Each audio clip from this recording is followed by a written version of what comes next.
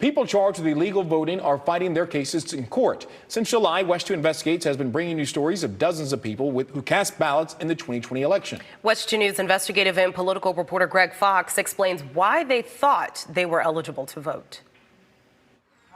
Michelle Stripling, Greg Fox from Channel 2. Michelle Stripling declined to talk with us at her home, still too upset by her arrest on 2 felony election law charges of registering and voting by absentee ballot in the 2020 general election. She's ineligible to vote since her 1993 conviction for second-degree murder.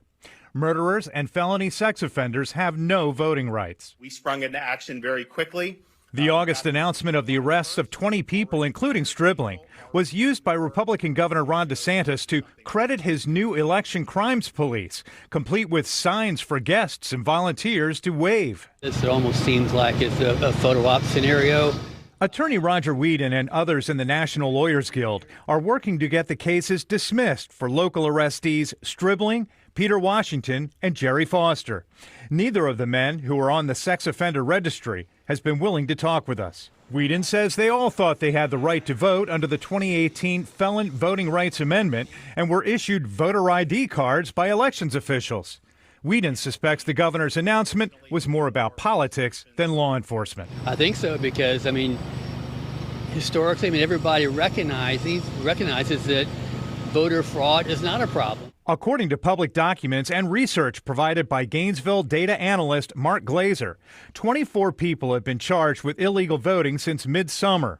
At least 95 more are being investigated in more than a dozen counties.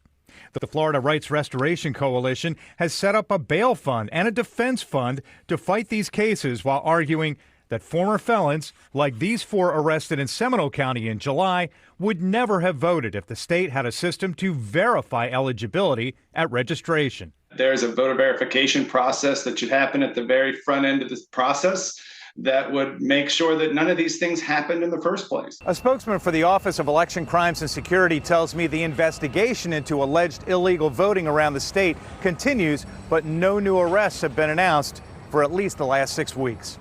In Orange County, Greg Fox, WESH 2 News.